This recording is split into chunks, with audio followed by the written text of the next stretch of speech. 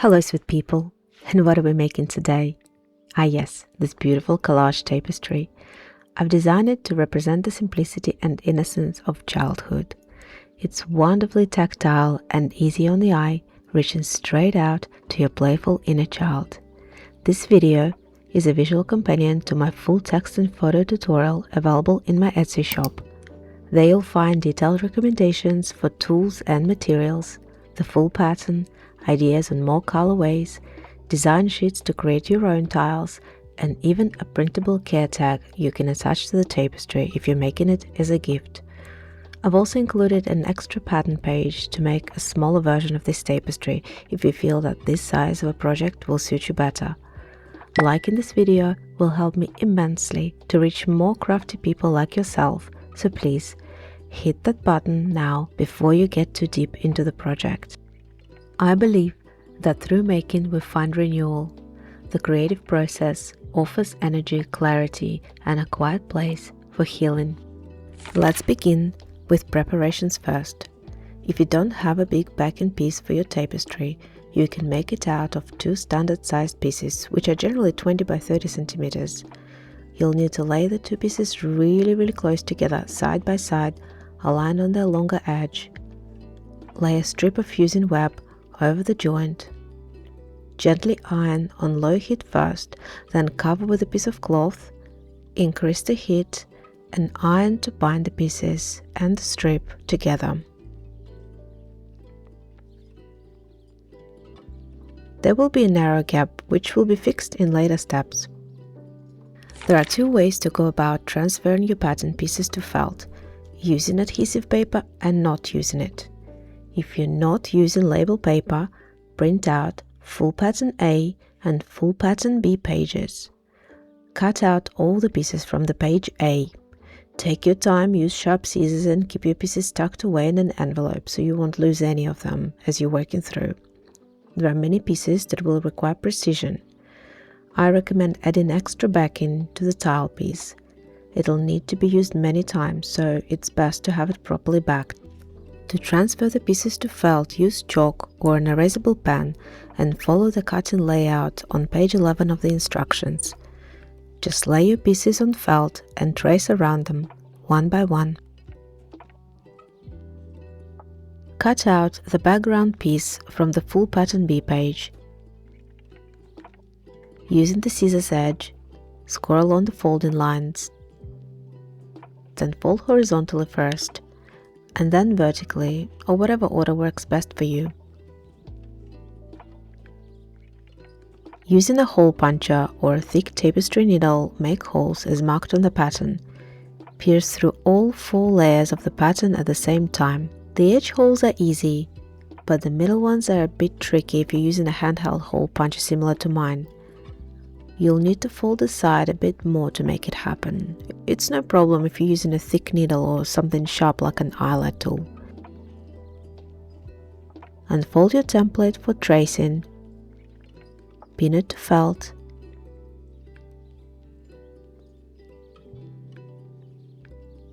And trace around and mark all the holes.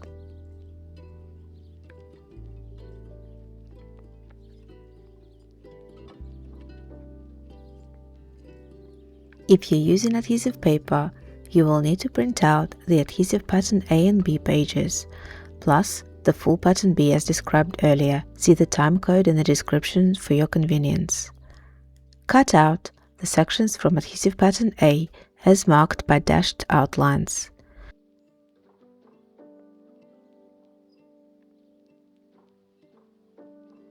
And then cut out tiles from adhesive pattern B roughly, leaving some space around the tiles. As you're cutting out sections and tiles, keep the same colors together or sort them by color after.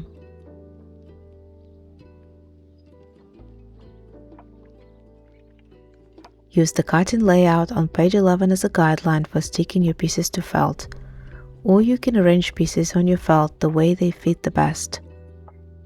Peel backing from whole sections and stick them to felt.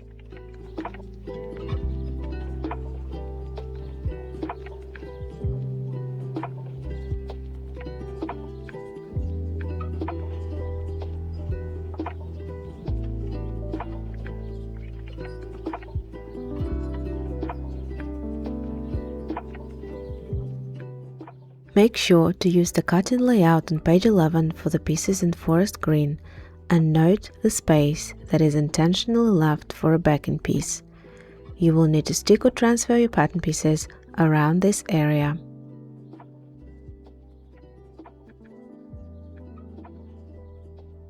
Now when all the pattern transfer is done, it's time for cutting out all your pieces. If you're using label paper, cut both layers together, the label paper and felt.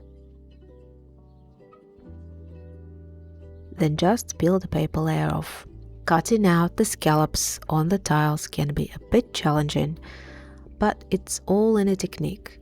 Don't be afraid of cutting deeper between the scallops, and move the piece in your hand as you're working it with scissors. You will need relatively sharp scissors, but nothing too specialized for this kind of work, just a lot of patience and possibly breaking your work in smaller chunks. As for the scissors, the pair you see now is 15 years old, and I've been cutting all sorts of stuff and nonsense with it. They are basic whiskers, nothing super fancy, but I still manage cutting out felt with them with no issues. But it's true that sometimes you need to think outside the box when trying to achieve a nice clean cut, whatever the material you use. Approaching the piece from different angles helps a lot.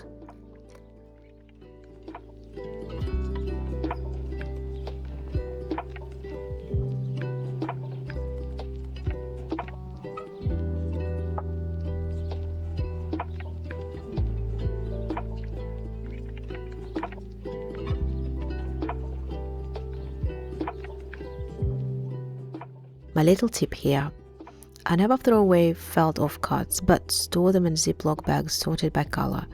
Any leftover sticky paper can be used for cleaning up your desk from the pesky fibers from felt cutting. Make sure to transfer marking lines to one of the scalloped border pieces. These lines mark the opening for a dowel. You will need to cut into 2 halves the smaller circles in white. These are for the Ladybug's dots. If you're after a super neat look of your pieces, trim away the fluffy fibers, but it's certainly optional. For the convenience, sort your pieces by color and find a safe place to store them as you're stitching away. Personally, I like to lay out all the tiles before I begin stitching. As you're working on the tapestry, you grab a tile, stitch it, and embroider all the elements, and then return it to its spot, and so on. It's kinda easy. I put my tapestry on thick backing and cover the cloth to ensure none of the teeny tiny bits get lost. You'll be working through each tile one by one. I highly recommend that beginners stitch the first 3 tiles along with this video. There will be some helpful insights into the basic stitching process. If you're a confident sewist, feel free to choose your own order and skip to the tiles using the time codes in the description. Let's start with the bells. Lay all the elements of the flower on your tile. Mark locations of each element for the reference. You will need to whip stitch all the elements one by one. Pin the bell A piece to the tile. Thread your needle with a matching thread. Tie a knot at the end. Bring your needle up, leaving the knot on the wrong side. I try to make my stitches around 1 or 2 millimeters away from the edge of an applique piece, so it's very close but will still hold the piece in place. Make your stitches perpendicular to the edge. This way they won't slant. The idea is to make your stitches as invisible as possible. Leave 3 or 4 millimeters between stitches. It will of course depend on the size of your applique piece. Make it reasonable. Some pieces can have wide spaces between stitches, and it's all in practice.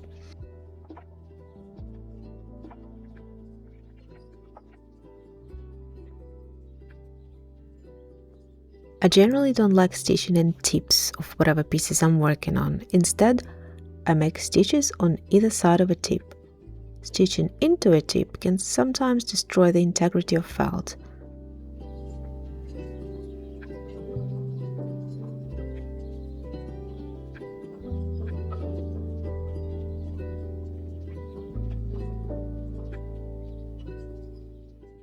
When you're done stitching around the first bellflower, bring out the second smaller one and continue whip stitching it in place with the same thread.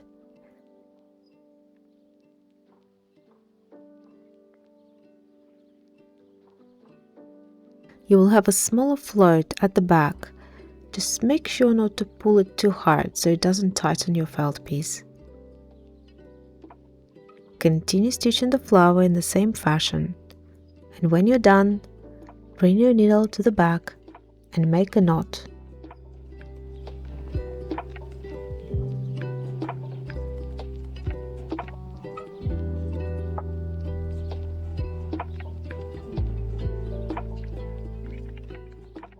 Cut off your thread and you're done. Whip stitching is really easy. Now with this knowledge in mind, let's attach the leaf. Make small knit stitches. When you've finished, bring your thread to the back and secure it by tying a knot. And here's another useful tip. Reserve any remaining thread by winding it over your fingers and then keeping it on top of the matching bobbin. Using chalk or an erasable pen, draw the slightly curved lines on the flowers and the main stem. Use the full image in the instructions for your reference. First, let's embroider the lines on the flowers. You'll need to create a series of split stitches. Bring your needle up at the beginning of a line, leaving the knot at the back.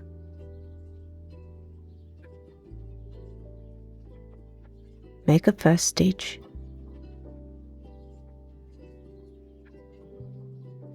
Then you'll need to bring your needle up again, but through the edge of the first stitch. The stitches will look like one continuous line. It's a little hard to see because I'm using one strand, but you get the idea.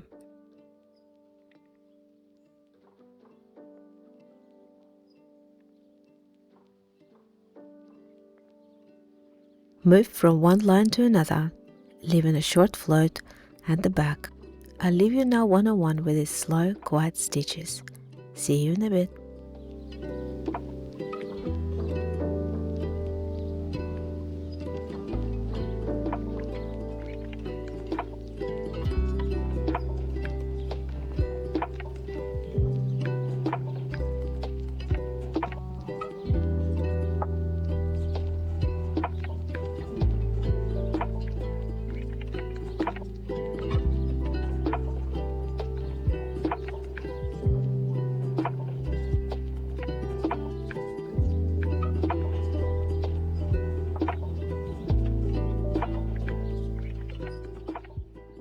Let's do the stem now in the same way.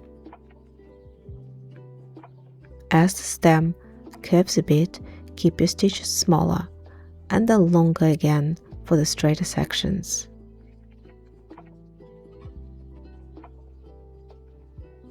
Once done with the stem, tie a knot at the back, cut your thread off, then restart for the smaller stem. It's easier than it seems. Iron your tile through a cloth to erase all the markings.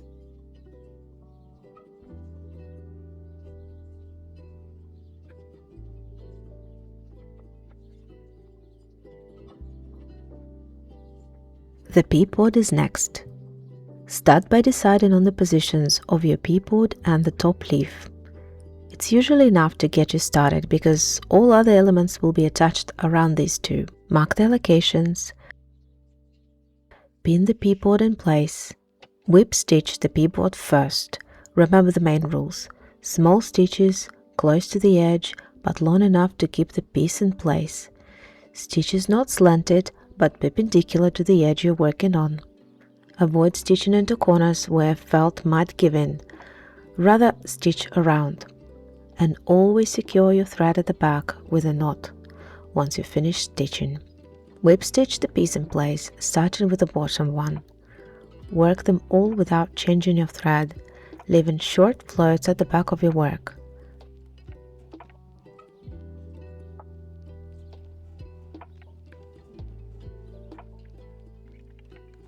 Secure with a knot. Now let's start on the leaves. Attach the first one to its marked position. Begin your stitch close to the leaf's corner. Make small stitches all around.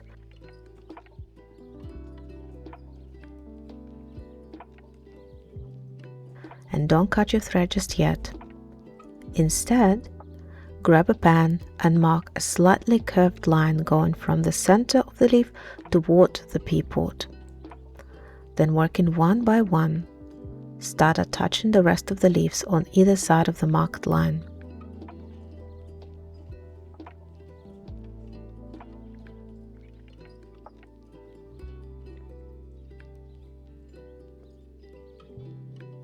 Working with the same thread, attach the little hat to the peapod's top with a bit of an overlap. Here it's important to remember to avoid stitching into the corners. Just gently stitch around, enough to secure this little hat in its place. Secure with a knot at the back.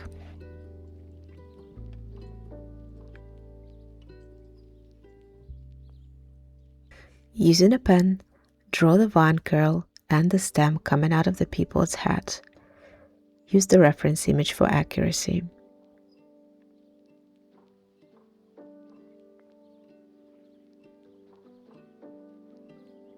And here they are up close. Embroider both curls with very small split stitches. Remember, it's those ones where each new stitch starts at the edge of the previous one, piercing it through. The smaller the stitches are, the more curved the stem and the vine will look. Looking really nice already. Mark the straight lines for the leaf veins and then embroider them and the stem with split stitches.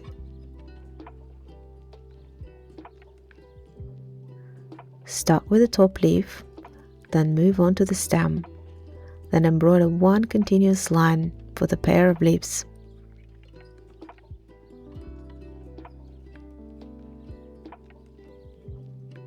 Secure your thread at the back. Iron on low heat through a cloth to erase all the markings.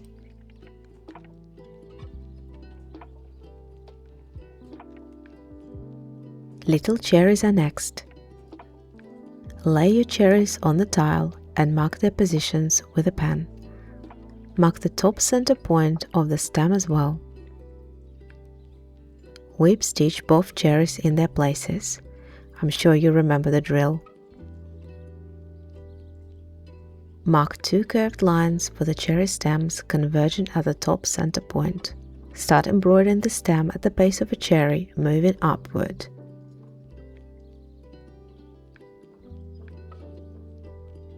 Then embroider the one next to it, leading to the second cherry. At the top you'll have your stitches very close with each other. Make a series of stitches across the top part of both stems.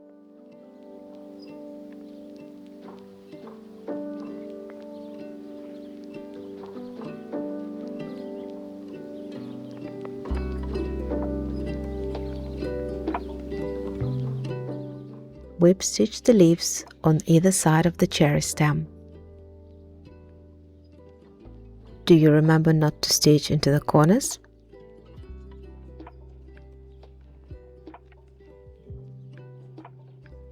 Draw straight lines for the leaf veins, then embroider them with a line of split stitches for each leaf. It's a little too easy.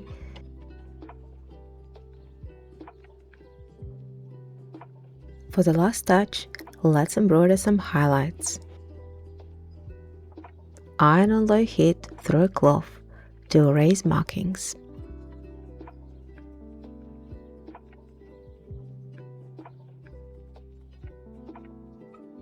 The strawberry is up now. Starting with this style, I'll be skipping the details I've covered earlier, such as a whip or a split stitch. Instead, I'll focus my attention on explaining the basics of any new stitches that will come up. With these things in mind, pin the strawberry piece to its position on the tile and whip stitch to attach. Then align the sepal with the strawberry's top center and also whip stitch it into place.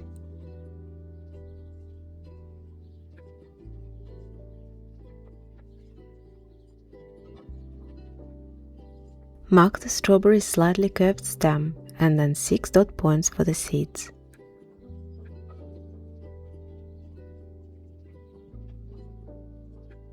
Embroider the stem by making a line of split stitches going upward and then make another line next to the first one going down.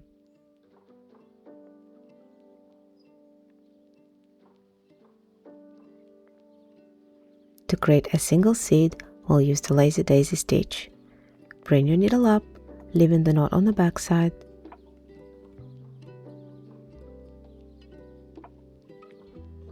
Bring your needle down and up again through felt, 4 or 5 millimeters away from the starting point.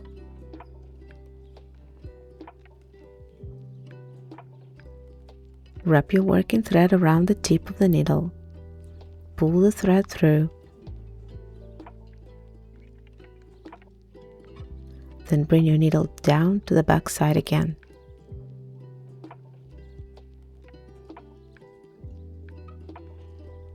Okay, let's repeat. Bring your needle up, then pierce through felt, wrap your thread around,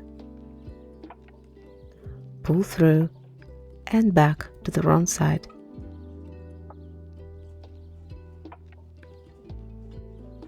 Repeat for the rest of the seeds.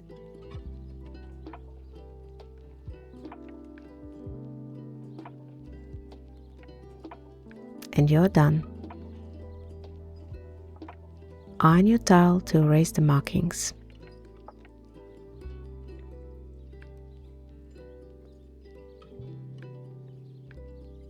Time for a graceful dragonfly. Mark a diagonal line splitting the tile into 2 equal parts.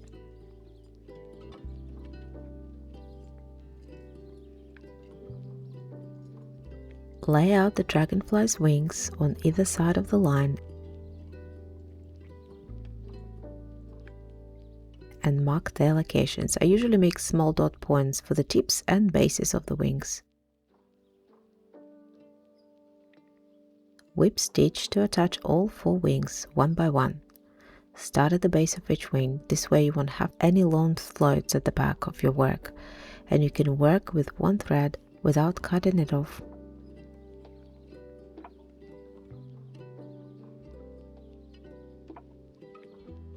Use a pen to mark sections on the wings. I usually start with the wings on one side, and after embroidering them, I mark the opposite side. It's so much easier to work in smaller steps. To make it even easier, think of these lines as veins on leaves, or simply refer to the detail diagram in the instructions.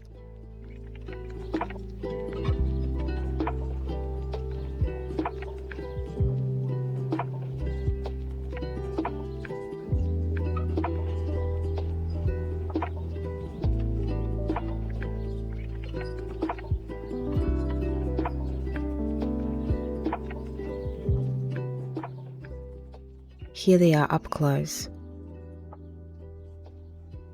Making small split stitches, embroider the veins. There is a series of images in the instructions that shows the order in which I usually embroider them. You can definitely choose your own way, see whatever works for you. Alright, I'll see you in a bit.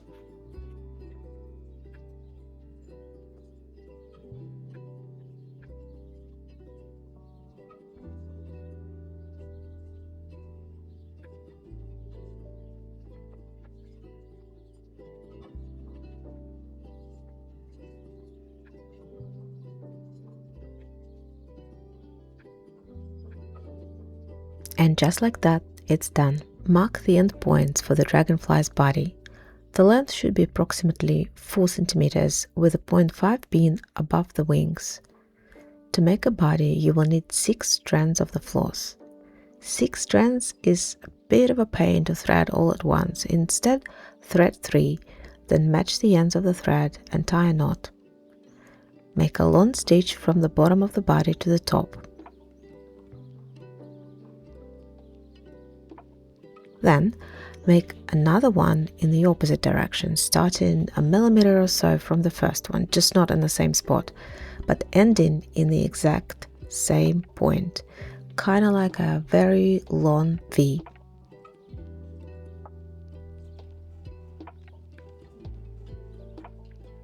Keep the stitches relatively loose so the tile doesn't get cinched. Secure with a knot at the back. To shape up the body, add horizontal stitches to hold the thicker thread in place. This technique is called couching. Add one stitch to make a section for the head and the rest in the lower part of the body.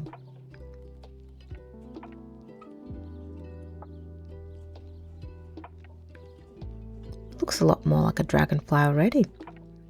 Now for the final touch, let's add some French knots to our dragonfly. Mark symmetrical dot points on the tips of each wing and then for the eyes. To make French knots, bring your needle with a thread up, holding the needle in one hand and the thread in another, tightly-ish, wind thread around the needle 3 or 4 times. Then holding the thread for tension still so the wrap doesn't slide down, bring the needle to the back of your work through this knot.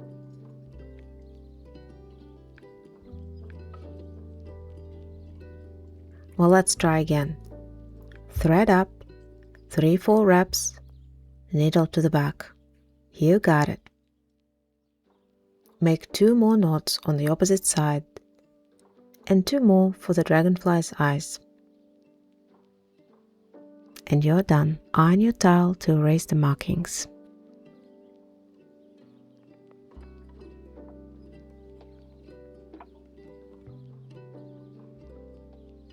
The next is Lucky Ladybug.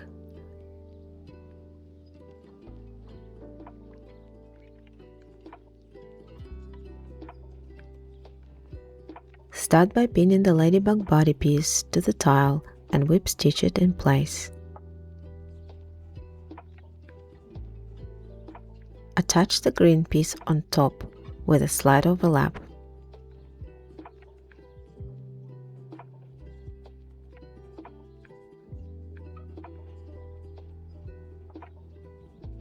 Attach white dots by starting on the one in the center just below the green part. Make very small, almost invisible stitches. Then attach 2 more dots just below the first one on either side.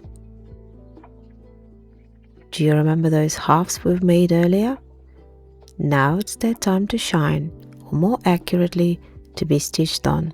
Attach them one by one to their positions on the edge of the ladybug's body. Make very small stitches to hold them in place. They might look a little fluffy, but don't worry, after you've ironed the tile, they will look a lot more settled. Mark positions for the ladybug's legs, antennae, and the line down its back.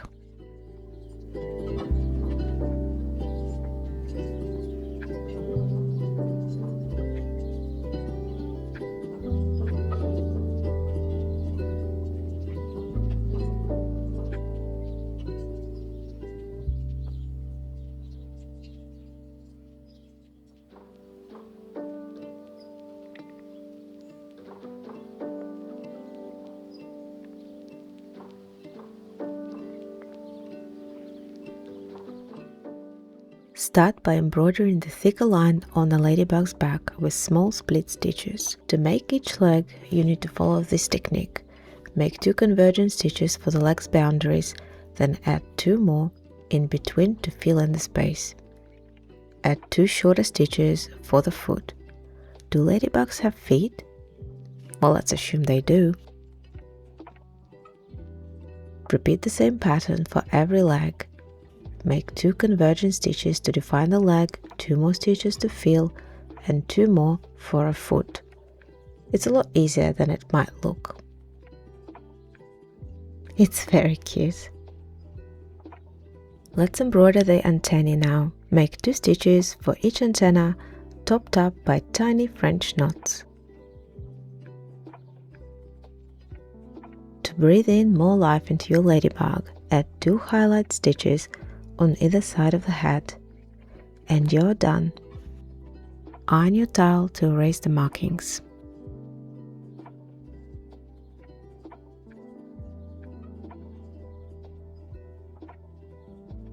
Sweet tom-toms are up next.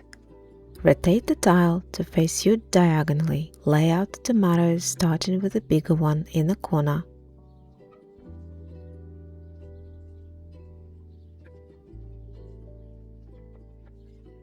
Mark their locations and begin whip stitching them to the tile one by one.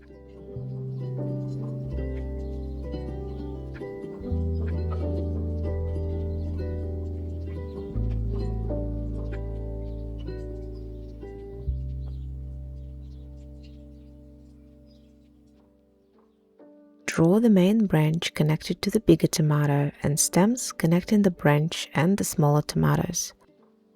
Start by embroidering the main branch, long, bold split stitches.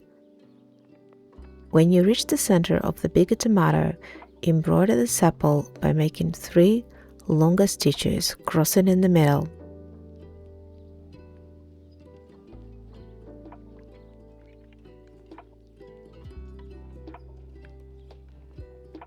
Now embroider a sepal on a smaller tomato in the same way, 3 crossing stitches. Then embroider a stem, connecting this tomato and the one opposite to it, and finish off by making another sepal. Repeat for the next pair of tomatoes. You can add small stitches as highlights to all your tomatoes if you want.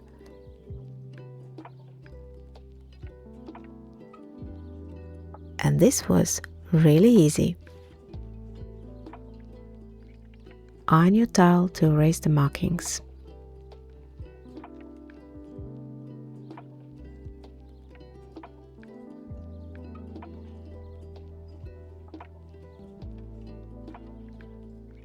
Fillet flutter butterflies here. Now armed with a bit of knowledge and experience, this one with all the familiar stitches will be a breeze. Pin the butterfly's body piece to the center of the tile, whip stitch to attach.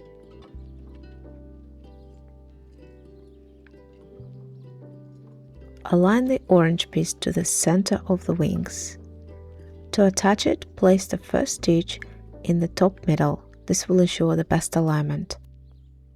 Continue attaching along the edge. When you get to the scalloped parts, place a stitch in the tip of each scallop and in between them.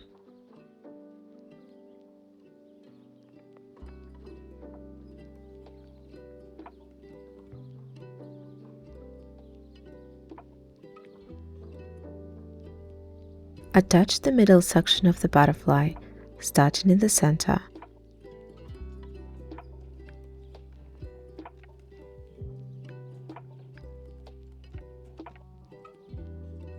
And then the 2 white circles to each lower wing.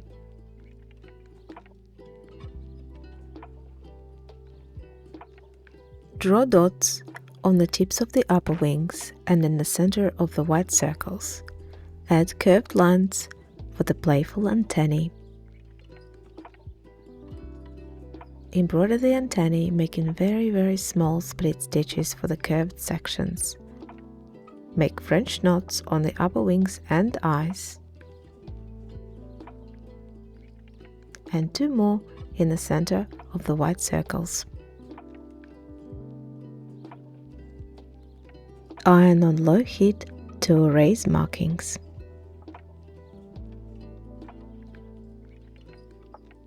Next one is the apple. Pin the apple piece in place and whip stitch to attach.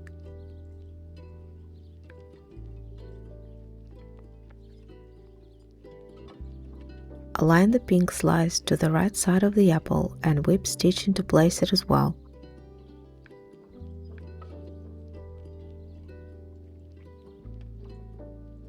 Draw the apple stem and a single seed shaped like a droplet. Fill the seed with small stitches. Start by creating 1 longer stitch in the middle, then working on one side, create a series of smaller ones to shape up the seed. Repeat for the opposite side. You can find the detail diagram in the instructions. Using the same thread, embroider the apple stem, similar to how the ladybug's legs were embroidered. Create 2 converging stitches first, then add more in between them to fill in the space. Top up with a small straight stitch. Draw a curved line around the apple seed and then embroider it with a split stitch.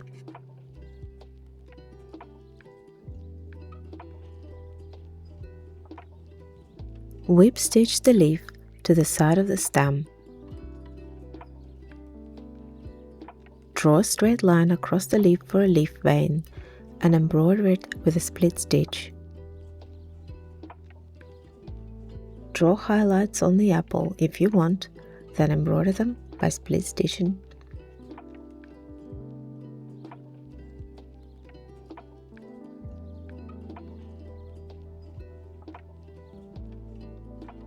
Iron on low heat to erase markings.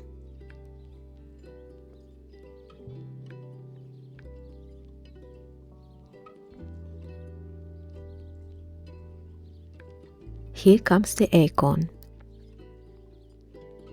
Pin the acorn piece in place and whip stitch to attach.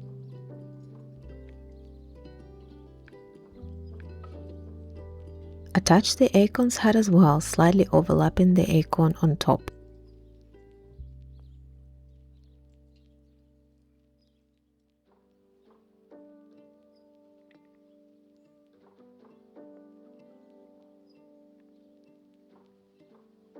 Pin the oak leaf in place and whip stitch to attach.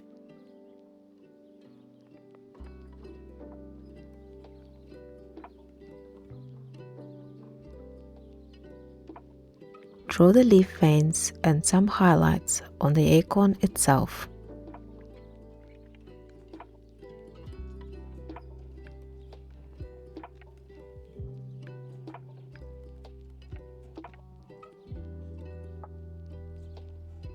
Embroider the veins with a thicker split stitch.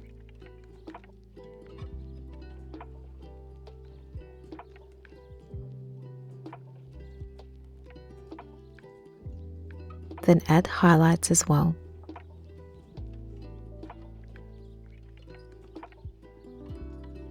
To create the hint of the acorn hat texture, we'll use the fly stitch. It's a lot like a daisy stitch, only there is a space between the beginning and the ending points. So what you do is bring your needle up, then make a stitch 3 or 4 millimeters away from the starting point. Wrap your thread around the needle tip, pull your thread through, then bring your needle down to the back of your work.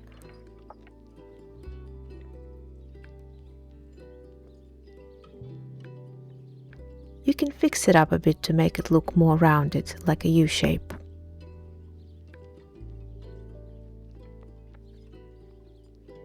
Let's do this again. Start a new stitch to the left, 4 or 5 millimeters away from the first starting point. Bring your needle up, make a stitch, wrap your thread around, pull through, and then back to the wrong side of your work.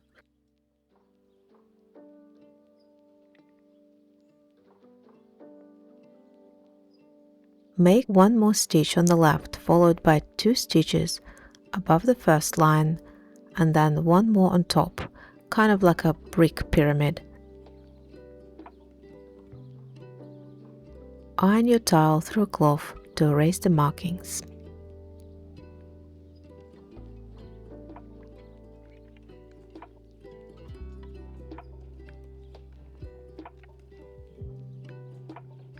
We're almost there, and it's a humble mushroom tile.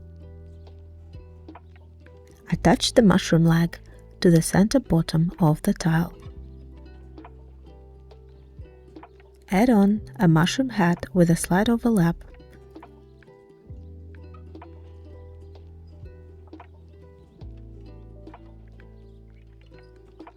Then attach little leaves to either side of the mushroom leg.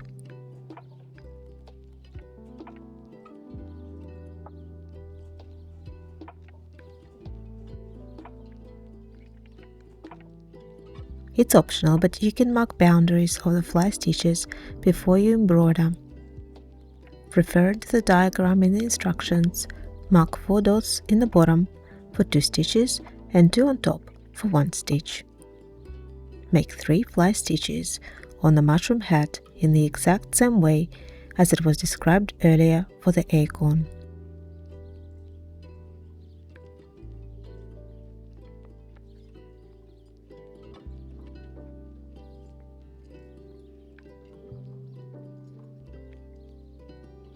Now add 3 chains or links on the mushroom stem itself.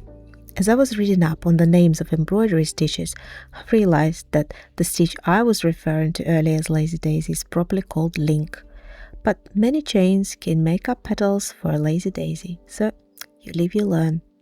Mark diagonal line for the leaf veins and also draw a squiggly line for a caterpillar on top of the mushroom. Embroider the leaf veins first.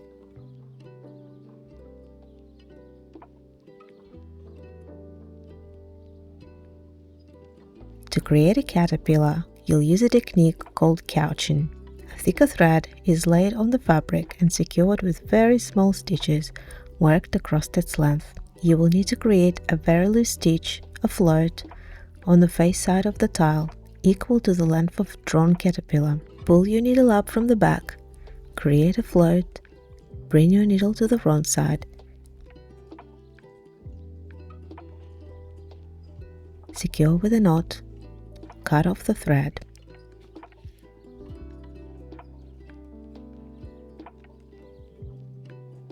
Begin attaching the thread with smaller stitches. Create a couple of anchor points first based on your markings, then continue refining the curvature with more stitches.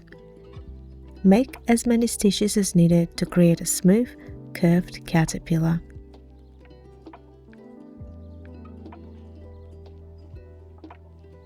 It's pretty lovely to touch. Iron your tile on low heat to erase markings.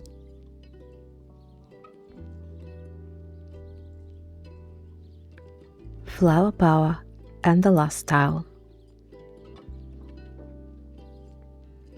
Pin the yellow flower piece to the center of the tile and whip stitch to attach.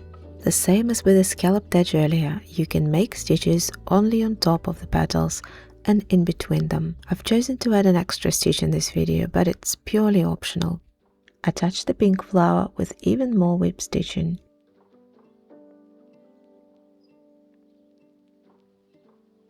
Do the same with the flower's center. Mark 3 dots on the side of the flower's center, then embroider them with 3 French knots. And that's done. Iron your tile on low heat to erase markings.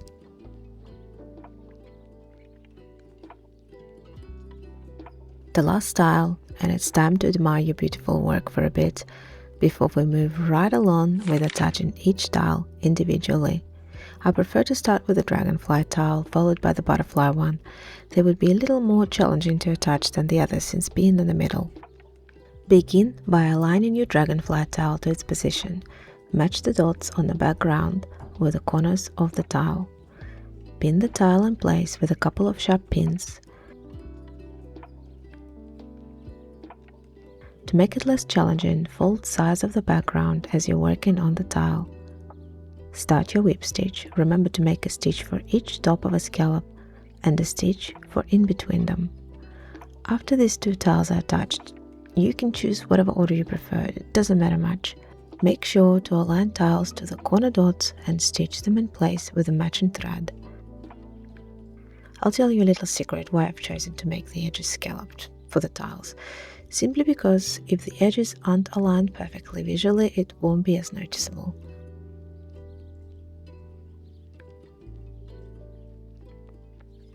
While this task seems relatively straightforward, it will require some time to complete.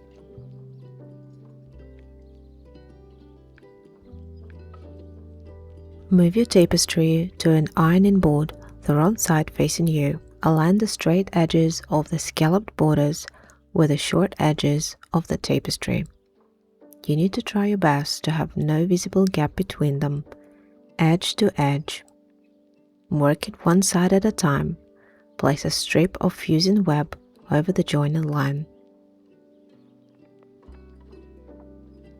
Gently iron on low heat first, making sure the strip just bound to the sides.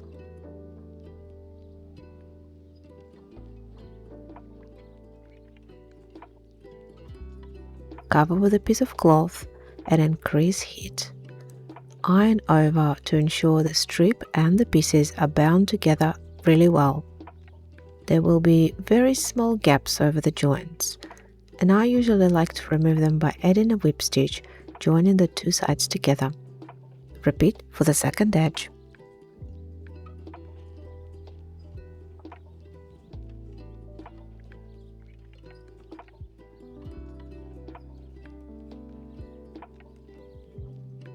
Trim away any overhanging bits. Next, we'll close the gap with a whip stitch. Make small even stitches on the right side, 3-4 mm between each other. Pull on the thread slightly to close the gap as you're stitching along.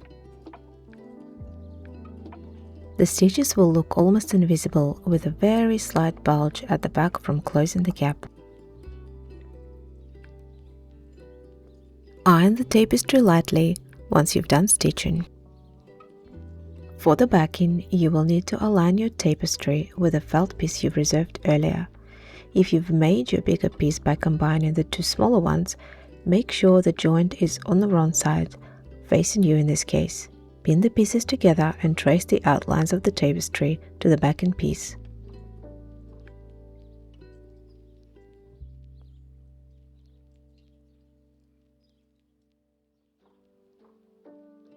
Mark the top for a better fit for when you're stitching the pieces together.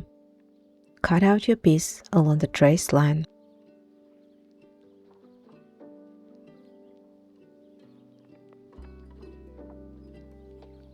If you're working with the two joined pieces, you can add a neat whip stitch to remove the gap, the same as it was described earlier for attaching the scalloped borders. And another round of ironing before proceeding further. Align the tapestry and the backing wrong sides facing together and pin around the perimeter. If you're using a dowel, leave an opening at the top of the tapestry so you can slide it in. The next steps will take you through how to do this. If you're using pegs or another hanging method, you don't need to leave an opening. You will need to blanket stitch around the whole perimeter of the tapestry. Start blanket stitching the two pieces together at the first dowel marking. This is the insert for the dowel. Leave the knot sandwiched between the pieces. Make the first stitch twice in the same spot to ensure it's secure. Go over the top scalloped edge with neat, precise stitches, up to the next dowel marking.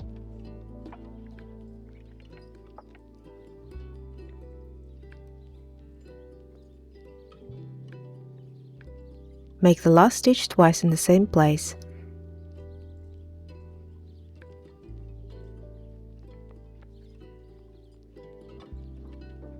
Stitch away and cut off your thread. This will be the opening for the dowel on this side. Change your thread to white now and start your blanket stitch 3 mm away from the seam between the green and white felt. Make the first stitch twice to reinforce. You just want to have the joining stitch between the border and the tapestry. Continue on with the white thread.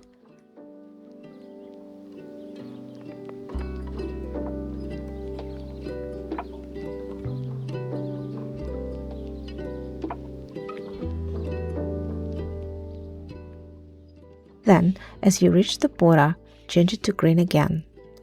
Watch the video linked in the description on how to make a perfect seamless blanket stitch. Once done with the green border, continue with the white thread, and as you reach the top green border, make one last stitch, reinforce it, stitch away, and cut off your thread. One last round of ironing to remove chalk markings. Use a bit of water as needed.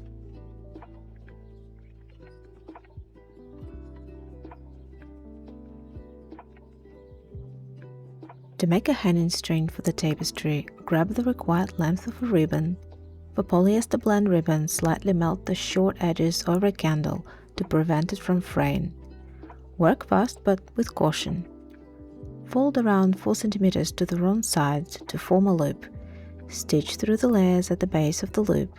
You can either make a small straight stitch or a cross. Reinforce the stitch by repeating it a few times.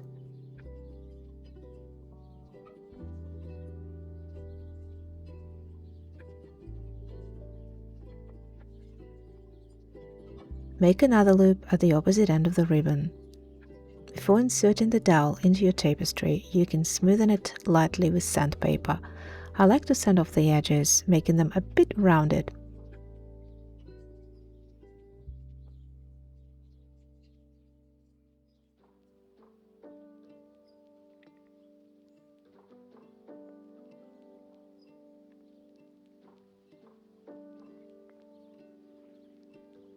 The dowel and ribbon length requirements for a smaller tapestry can be found on the pattern page.